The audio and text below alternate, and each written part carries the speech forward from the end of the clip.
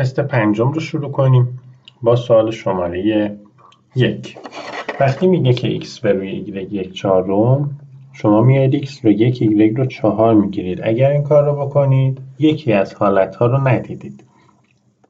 حالت دیگه ای هست که x 2 باشه، با یه رنگ دیگه میرم که مجزا بشن، y 8 که ساده شدنی بشه 1 و 4. بعد یه نفر میاد میگه که چرا؟ پس من 3 و 12 رو در نظر نگیرم، اونم که ساده بشه میشه 1/4 میگم، چون تو این سوال x و y رقم هستن، رقم تا 9 میتونه باشه. سوال من 2 حالت داره، با 2 رنگ متفاوت نوشتم، هر کدوم رو با رنگ خودش میخوام ادامه بدم. حالا برای اونایی که با آبی رفته بودم x1 y4، اون موقع a میشه 14 صدم با دوره گردشی که میشه 14/99.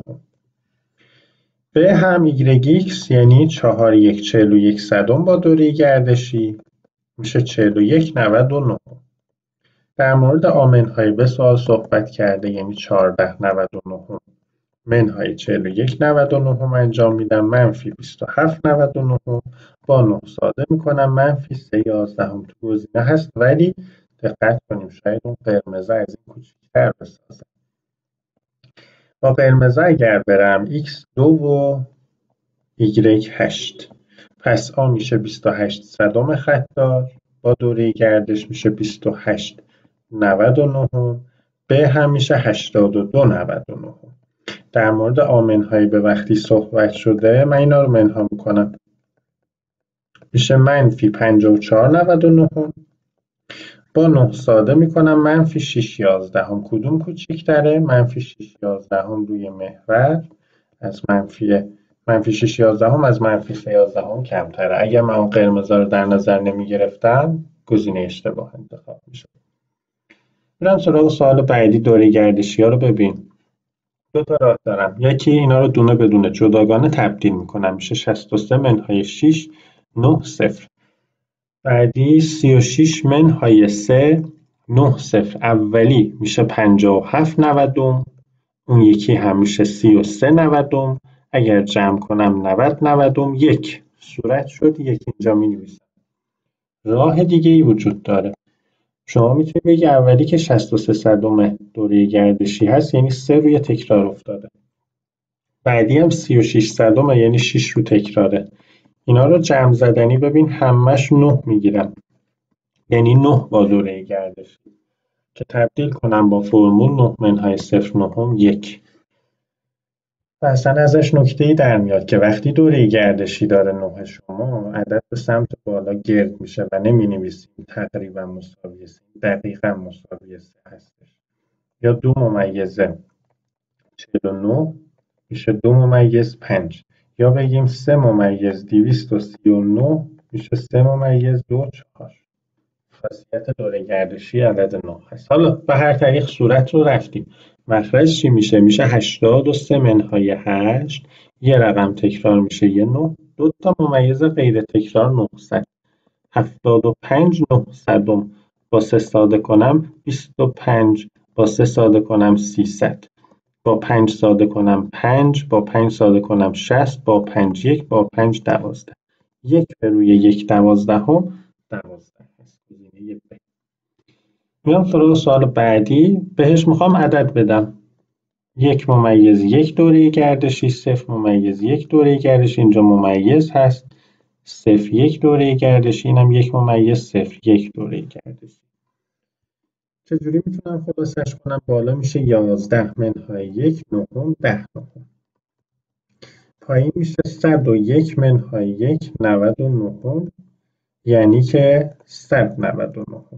اینا رو باید به هم تقسیم کنم، یعنی بگم 10 نهم به روی 199، منتها قبل دور به دور ساده میکنم با 10 1 و 10، با 9 1 و 11، دور به دور 11 بالا، نزدیک به نزدیک 10، این میشه 1/1. پس از بابت اینجا یه 1 و 1 گرفتم. ادامه پارت دوم رو با یه رنگ دیگه میرم. بالا 1/10 که میشه 1 نهم، پایین هم میشه 1 به روی چیه؟ 99. دور به دور 99، نزدیک به نزدیک 9 ساده کنم 11. 11 رو با 1 و 1 میخوای جمع کنی، میشه 12 و 1 گزینه C. خب سراغ سوال بعدی میرم. آب روی ب 3/4 تقریبا شبیه شد، تقریبا که نشبیه شد دیدیم 1/4 بود. اینم دو حالت داره، یا 3 و 4 هست، یا با یه رنگ دیگه بخوام برم 6 و 8 هست. حالتهای دیگه دو رقمی میشن، به درد ما نمیخوره. اول با رنگ آبی میام x رو تشکیل بدم. A3 B4 34 صدم خط داشته اینجا مونده زیر اون خط بنفش، میشه 34 99. اینم میشه چی؟ 43 99. گفته که x منهای y 34 منهای 43 99 که میشه منفی 9 99 منفی 1 11. تو گزینه هام هست، ولی باید اون یکی حالت هم چک بشه. آ رو 6 ب رو 8 بذارم 68 99 میشه عدد اولم، بعدی هم میشه 86 99. منها که بکنم منفی 18 99 با 9 ساده کنی منفی 2 11. کدومو میخواد؟ مینیمم کوچیک‌تر رو، منفی 2 11 کوچیک‌تر. ادامه میدم با سوال شماره 5. خب برای اینکه این رو تبدیل کنم، من میگم که کسر رو بخوام اعشار کنم، چه اعشار ساده باشه چه خط‌دار فرقی نداره. یه راه حل من اینه که کسر به اعشار رو میخوام تبدیل کنم، بیام تقسیمش کنم. 17 به 15 1 هست، همونطور که خودش تقلب داده، میمونه 2. چون میخوام وارد ممیز بشم 0 میذارم، 1 هست همونجور که خودش تقلب داده، 15 میمونه 5. 0 میذارم ادامه تقسیم 3 45 5 0 میذارم 3 3 3. سوالم دقیقا میگه که کدوم رقمه که تکرار میشه، منم میام میگم 3. سوال شماره 6. ببین آ رو داده 1 دهم 1 صدم 1 هزارم الی آخر رو جمع بزن. تو اینا رو زیر هم بنویسی جمع بزنی میبینی شد این، یعنی 1 دهم خط‌دار یا همون 1 نهم. بعدی همون داستان هست با 2 میشه 2 دهم خط‌دار 2 نهم. بعدی هم که پس 3 نهم. گفته اینا رو جمع بزن، 1 و 2 و 3 6 نهم تبدیل بکنیم ساده بکنیم 2 سوم هست. حالا سوال شماره 7 گفته مقایسه‌شون کن. برای مقایسه شما چند تا کار میتونید بکنید. یکیش مخرج مشترکه، میگه اولی رو صورت مخرج رو 4 برابر میکنم 8 دوازدهم، برای آخری هم 3 برابر میکنم 9 دوازدهم. حالا که مخرج ها یکی هم صورت ها رو میبینم، 9 بزرگترینه یعنی Z یکی از ایناست، بین 8 و 5 هم 5 کوچکترینه یعنی Y. گزینه پیدا شد. آیا راه دیگه ای هست؟ میگیم بله. راه دیگه ای هم که وجود داره اینه که به جای اینکه مخرج ها رو یکی بکنی صورت ها رو یکی بکنی. بین 2 و 5 و 3 باید به 30 تبدیل کنم، 15 برابر میکنم 30 45 6 برابر میکنم 30 72 اینم 10 برابر میکنم 30 40. الان کسری بزرگتر هست که مخرج کوچکتری داشته باشه که زده، کسری کوچکتر هست که مخرج بزرگتری داشته باشه که ایگرگه. روش اول رایج‌تره، عدداش هم کوچکتر بود و بهتر بود، ولی دومی هم درسته. حالا اینجا مخرج مشترک میتونم 20 رو انتخاب کنم، یعنی اولی رو 2 برابر میکنم 14 بیستم، بعدی رو 4 برابر میکنم 16 بیستم، بعدی رو هم 5 برابر 15 بیستم. خب 14 16 15 مشخص 16 بزرگترینه یعنی ایگرگ. دیگه گزینه ای نموند خودشه. بخوای مطمئنم بشی ایکس قرار بود کوچکترین باشه که هست. 8 سوال رفتیم. حالا سوال شماره 9 تو صفحه بعدی کتاب از همون تست شماره 5.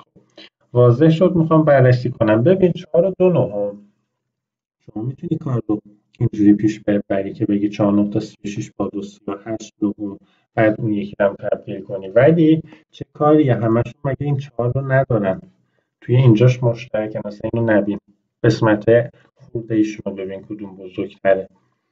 اینو 2 برابر میکنم صورت مخرج 10 36، اینم 4 برابر میکنم 8 36. اولی 4 و 8 36، دومی 4 و 10 36، بعدی 4 و 7 36. خب 10 از همش بزرگتره دیگه، به بزرگترین من یا اینه یا این. بین 8 و 7 هم 7 کوچکترینه، گزینم انتخاب شد، گزینه ای. خب عددهای من منفی هستن. من اجازه بدید بدون توجه به منفی بیام اینا رو بررسی کنم. مخرج مشترک گرفتن الان خیلی سخته. شما اینجا تو این سوال صورت‌ها رو یکسان بکن. اولی 2 برابر بشه 6 38، بعدی 3 برابر بشه 6 21. وقتی صورت‌ها یکسان هستن، ببین خودش هم فعلا من اینا رو دارم مثبت می‌بینم، یعنی می‌خوام 6 21 6 38 و 6 29 مثبت رو مقایسه کنم. بزرگترین مخرج کوچکترین کسر رو میده، پس این کوچکترینه و کوچکترین مخرج بزرگترین رو میده، پس این بزرگترینه. این به شرطی بود که عددها مثبت باشن.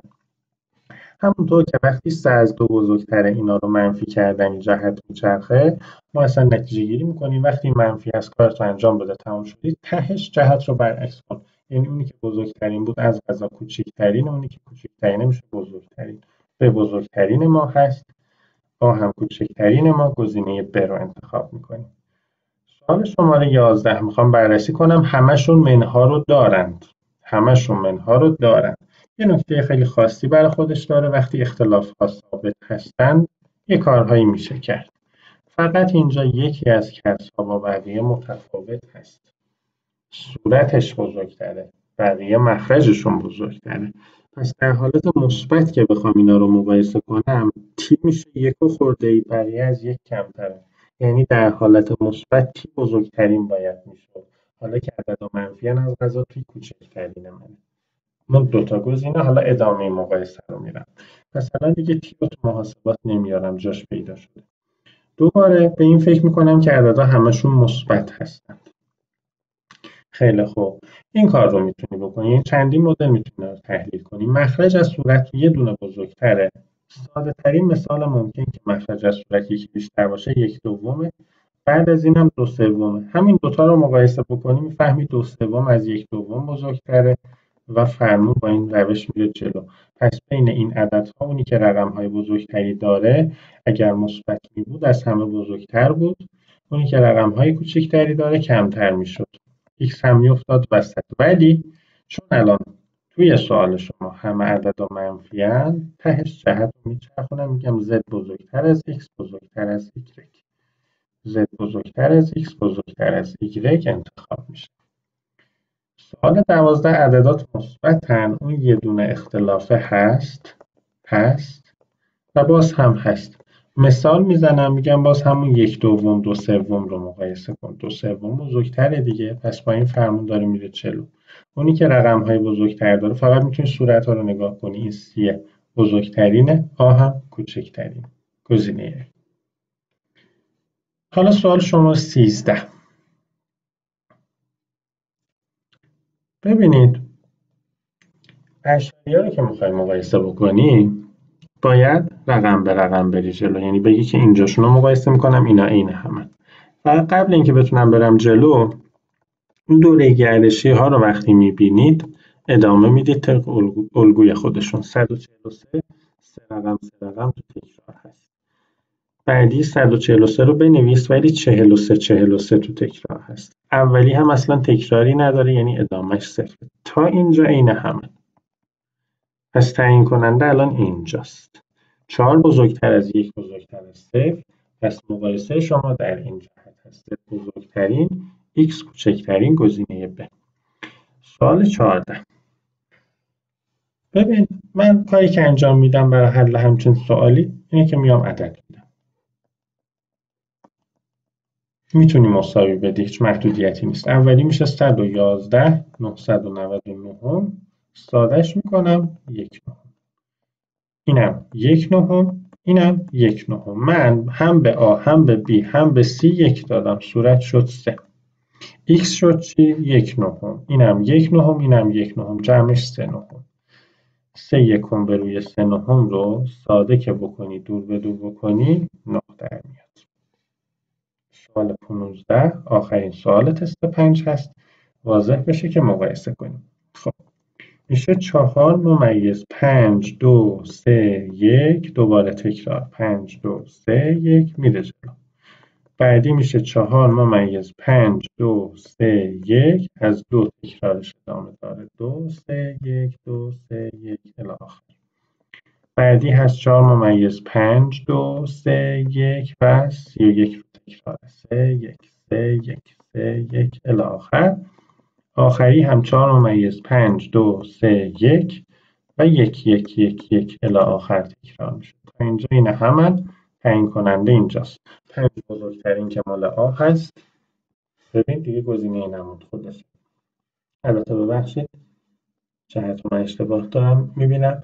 آ بزرگترین اینا هستن و 1 متعلق به دی کوچکترین میبینیم اینجوریه. بعد از 5 3 بزرگترینه که مال سی هست. پس گزینه دی رو انتخاب میکنم. این تست هم سوالاتش تکمیل.